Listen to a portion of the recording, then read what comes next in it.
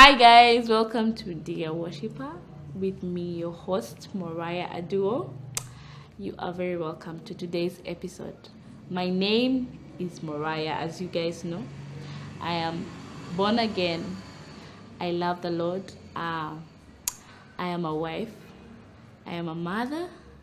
I am a doctor, and I am a pastor by calling. I am a worship leader who loves the Lord, and you are so welcome. Today we have an amazing guest. Her name is Jackie.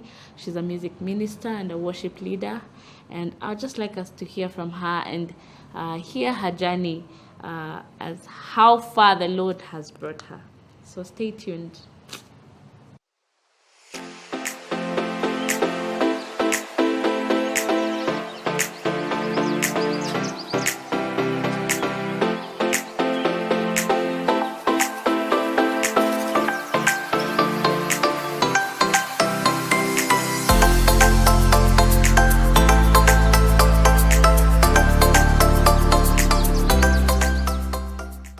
Hi Jackie.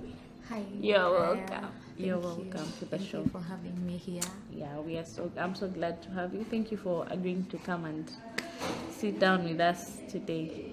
Thank you so much for having me. Yeah, so we want to know about you. We want to know about your journey. I saw you recently released a song called Hakuna Siloweza. It's a very powerful song. I've been listening to it personally, even though it's in Kiswahili.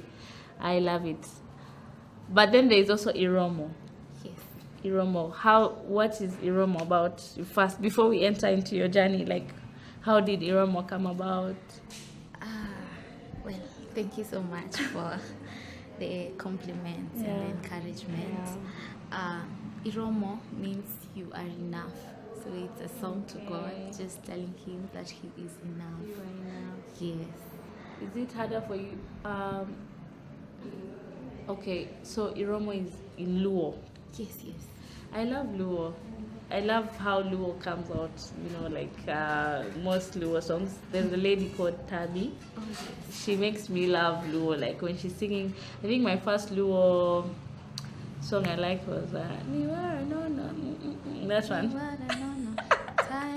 Yes. So even with Iromo, imagine I don't understand every word, but I like that you added some lyrics there for us. Yeah. Well, thank you. Give glory to God Amen. for enabling us. But Luo is interesting. It's Yeah. very nice. Well, nice. It's a very nice language. Yeah, it sounds like you're fighting or speaking in tongues. No, not fighting. Ero Kamano. Well, maybe, but I feel there's something when we sing in our native language, it actually hits home. Yes. Especially for those who understand the language. That's it's true. like the very first language that you learned.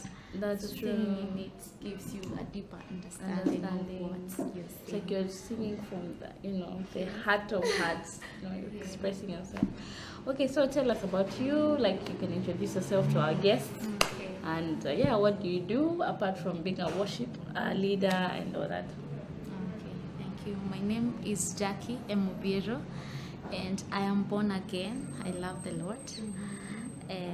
I am passionate about music ministry and particularly about worship. Yeah. Yes, and apart from serving, I am a physical planner by training. So currently I work with the county government of Kisumu and based in Nyakach sub-county as a planner. So like you plan for the city, like how to look, like The city, the rural areas. Basically we envision what should be where.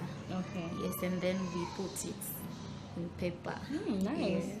So at what point did you realize this is what I want to do? I want to serve God with music, or I'm a worshiper. Like, when did you start singing? So how has the journey been? Like, when did it all start?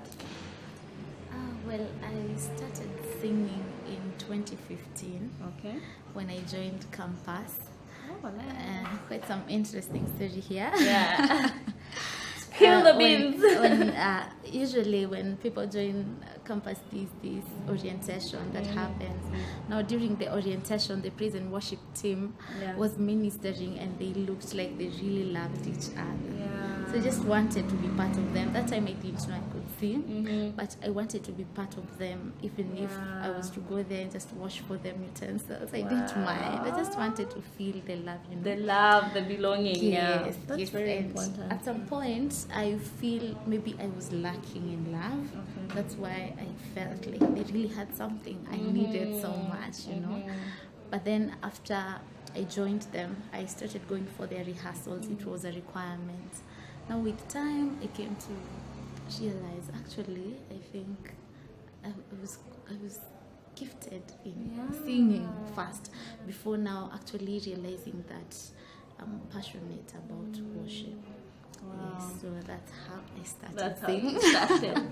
So, like, because someone would say, okay, I'm in campus. People feel like, when people say, oh, I started singing when I was like 15 and 2, like it sounds like, hey, but you were in campus. I mean, you are, I think, maybe above, I don't know which age or whatever. 15. Yes. But like, what really made you, know that I can do this? Like, that thing that drove you, And who are those people that actually helped you, like, through your journey in discovering that, okay, I want to be part of this team, but then, okay, I can actually sing, to, okay, I want to write, So who was there? Like, who has been? What are those things that have helped you as a person to, grow in that area of worship? I would wish to mention main campus Christian Union first. Okay. Which campus? For University of Nairobi. Okay. It feels okay just calling them that, but yes, University of Nairobi main campus. For allowing me to be part of their team at the very first instance when I didn't know I could do anything. And there used to be a trainer called Robert Wanaswa. Okay. He really helped us in terms of shaping our skills and also directing us really what praise and worship is and how it should be done in the process of training. So that's about singing, Yes. Okay, Singing. And when we go to the recording part, Okay. we used to have a number of us. I think while I was in first year, those who were in third year, fourth year, some had started recording, like Zoe Phyllis, Grace Mwangi, they had started recording. Interestingly, I didn't gain interest from that. I felt like I was not yet good enough, But I met a producer called Idayo. Okay. Yes, so one time he called me to help him with the backup for some children from Tanzania, I think. And I got really challenged. You mean these are small kids? Yeah. And I'm here saying, no, not yet. I'm not yet there. I'm not yet there. So from there, I think when I went to assist with the backup, immediately after that, I just did a song. I had it, but I wasn't confident enough. Yeah. So how did the confidence come? Because I think that's another challenge for most worshippers. There's a comparison syndrome. We see someone, okay, we have a call, we have a desire to write, to sing, like God has called you, it's evident, right? Yeah. And maybe you see other people, they have this amazing skill, they can sing, like they can do all the runs and what, and you're like, hey, you hold back. And so how did you gain the confidence to say, okay, you know what, let me just dive in, let me go for it? How did that confidence come? Because I believe there's someone watching who may be feeling like, I'm not yet skilled enough, but they want to serve God using their talent. Yeah, so how did the confidence come for you? Well, I think God did it through people. Okay. People who were around me and could see what I couldn't see. You know, at that time when I was thinking that these people who have gone ahead of me and are recording already are better than me, you know, I need some time frame in order to gain some skills. There are people who God had placed around me who could see something. So the more they fed my ears with, you can do it, you know, you're gifted in this and this way, they helped me to gain the confidence. So were those, would you say that also the other side, would you say there are other people that would discourage you? Like, would you mind sharing some of the some of the things? Because most times, you know, we talk about the good, but there are actually people who actually discourage. You know? Yeah. Well, they are there. But I don't think if now I can really remember them like vividly. But mostly I've been discouraged in auditions. Okay. A lot of auditions. A lot of auditions. And I got really discouraged. At some point I said, no, I don't think this is my thing. You know, at the time I think after high school I went for an audition. And I was young, I went, and then I sang. Okay, you know, honestly, like I didn't know what I was doing, but I was just singing. But I made it to top 10. Oh, wow. And then they were like, oh, we'll call you back. I remember even singing a song, I didn't even know the lyrics, like I was not sure. So I didn't even know how I got to top 10. But I remember when they said, you know, we had to pay to enter, like to be part of the competition. So the winner was to get some amount of money. So they said, oh, we'll call you back because the day had ended. I waited for the call up to now. They've never called me. Maybe they'll call tomorrow. They've never called, and I think that's the only audition I've ever gone to. So you got discouraged, or you just didn't want to? I think after that, I don't really remember, but I think I left. I was in transitions. I think I was still in high school. I think, and then I had to go back to school, and it wasn't time yet. I guess. I guess. A factor. But it was quite discouraging. When I think about it, I cringe because I'm like, why did you even go? Like I feel like I embarrassed myself with like singing the wrong lyrics, and every time I'm just like, hey God. But at least you got to top 10. Comfort. I'm just like, congratulations. At least. So like we want to know where are you now? Where are you now? Also, are you serving anywhere? Like which church are you serving in? Despite your ministry as a gospel musician or gospel artist. Okay. Well, currently I'm serving at Believers Fellowship Tabernacle Church. It's somewhere along Kibos Road. Yes, and it feels good serving there. At least it helps me to feel like I have a caution. People around me whom I can easily go to in case of anything. In case of anything, in case of anything, you know, sometimes ministry can come with a lot of pressure, and when you're just alone, you know, you left serving in church, you know, well, there are unique circumstances that can make you stop serving in church, but if you have the time and the capacity to serve, it's good. Yes. So what are some of the things you would tell yourself now, through this journey that you've been, and I know your journey has not ended, like I feel God is just like beginning with you, and you're going to go to like amazing places. Amen.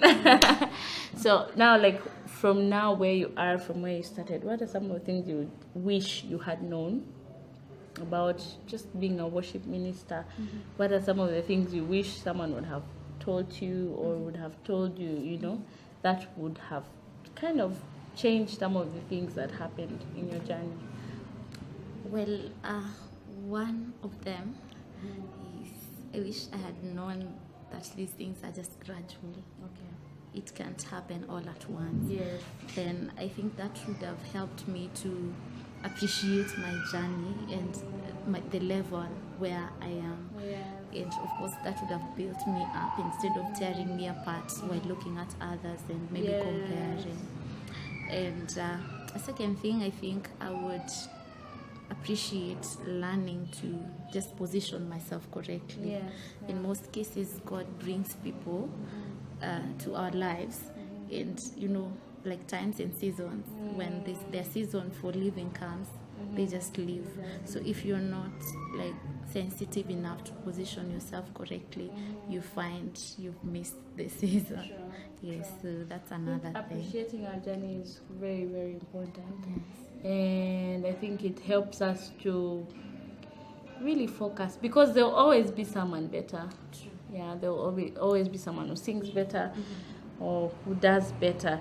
Yes. And I think for worshippers or music ministers, when we understand our assignment and our mandate and our calling, we stop trying to be like other people.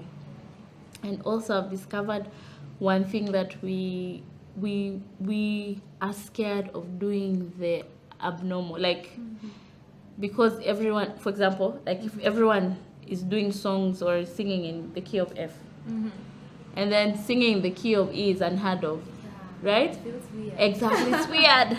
But then God instructs you to do it, and you're like, but it's weird.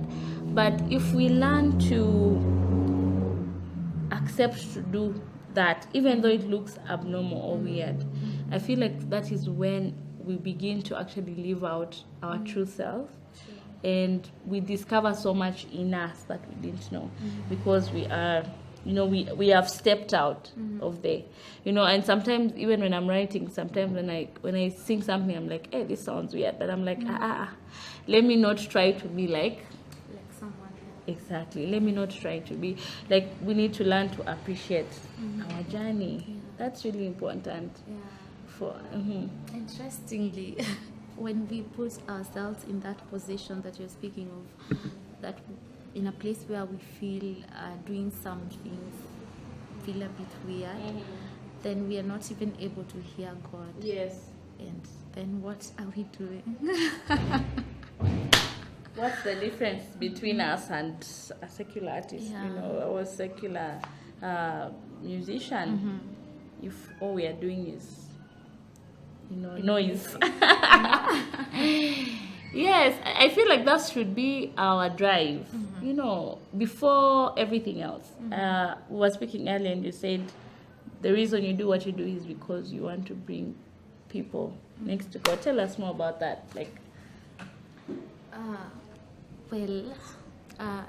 I have been in some spaces with God, majorly in my private devotions, and I feel like people need to get there, because it's such a good space.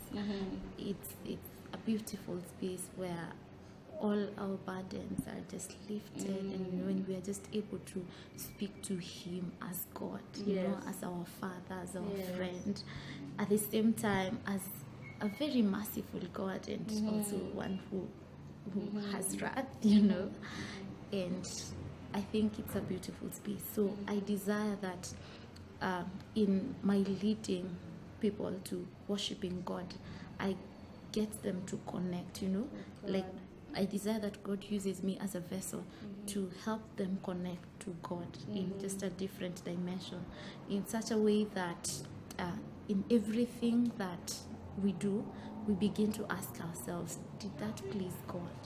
I was in this place. What did I do that was not right before God? So that we just have that intimate relationship. Yeah, it's very important. And we've seen worshippers and worship leaders that skill, like they are led by skill. What I'm trying to say is, all they can offer is skill. And there's nothing else. Like there's nothing, no substance, no, that thing, with God. They don't even have time with God. And it's very important for us to actually have such conversations, because there should be a difference between an artist and a worshipper, or a musician and a worshipper, because we are communicating the heart of God. yes, And when we lose that, then we are just joking. Like we're just, doing it for fun and Entertainment. yeah, for entertainment, for entertainment. And yet people are dying in the world. People are lost. They are hung up on drugs. They are lost and they need the word. They need God. And we need more worshippers who know the heart of God and who are willing to pay the price to just communicate it, even beyond me, like me. Like how I was saying earlier, nowadays we celebrate posters more than souls. And stage lights. Exactly. We celebrate stage lights. We celebrate, I'm going to sing on this stage. But after singing on that stage, like how many people have actually come to Christ? You can't count. I mean, you sing on stages the whole of the year, maybe from January to December, and not a single soul came to Christ. That's so sad. That's so sad. So maybe also just before we continue, you mentioned that you're serving at Believers Fellowship Tabernacle Church, and what role has your pastor played in your ministry? Well, a great role. Yes. I must say.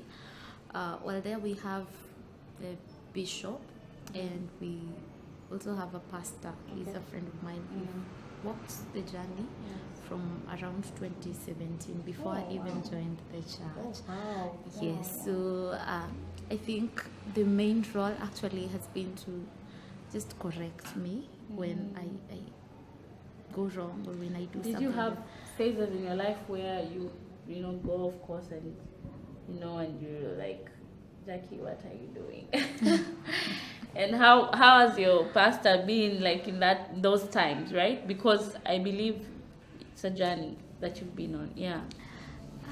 Well, I don't think I was really able to share much during that season, but the pastor is one who prays for me, and sometimes when we just seated, get a message, and someone just encouraging messages, but you look at them, you're like, this person has seen me somewhere, and then your mind immediately awakens, and you're able to get back to what is right. Yes. Wow. So he's seen you, growing, and he's still growing you. Yes, and praying for me. I think praying for me is the major one. Yeah. Thing now, correcting me and just advising me. If I have anything in mind, I share with him first, so that I don't really go off. There are some things that maybe I can't see myself doing wrong, but yourself who is from the other side, you can, Jackie, that one I don't think. Then I rethink. Yes. Yeah. So, but now you're a single lady, Yes. So, as a single lady, a worship recording artist, what are some of the challenges you faced? I'm married, so my husband usually handles, stuff to do with like production, So how has it been for you being single? Because sometimes I'm like, if I was single, how has it been? And just share with us briefly about that. It has not been as easy, depending on where you're asking. It has not been as easy, but I thank God for the grace. Because sometimes I think maybe if I had a husband, he would actually be overseeing a number of things. And in the production area, we mostly have males. Yes.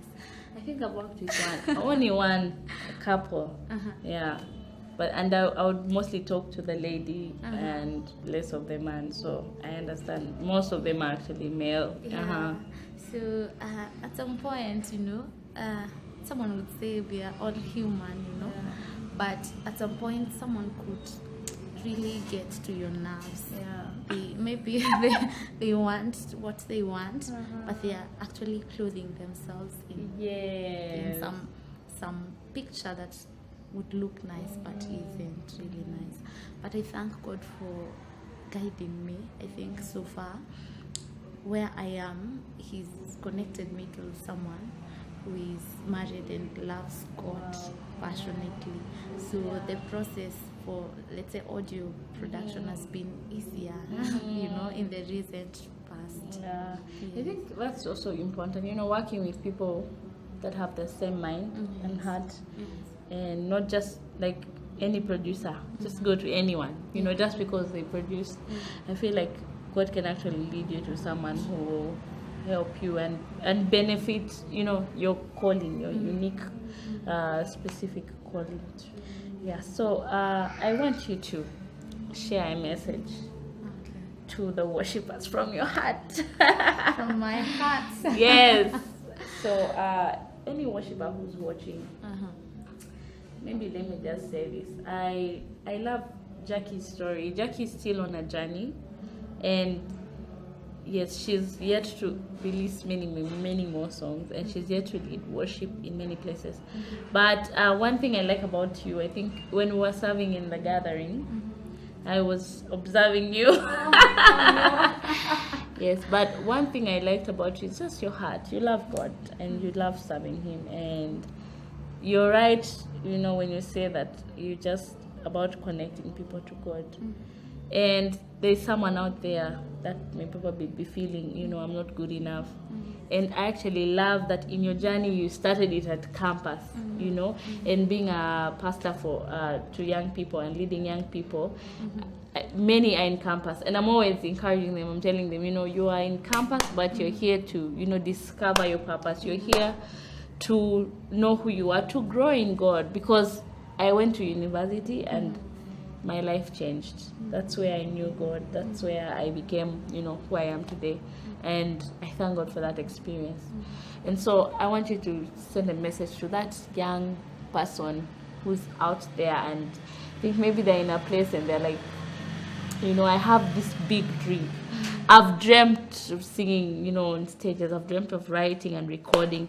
I have no job. I have no money. I'm this single man, single girl. I'm struggling, and sometimes it's easy to feel like, maybe I can only achieve my dreams when I have a husband or when I have a wife, And I want you to send a message to that person who's watching, and probably they're there. So what would you say to them?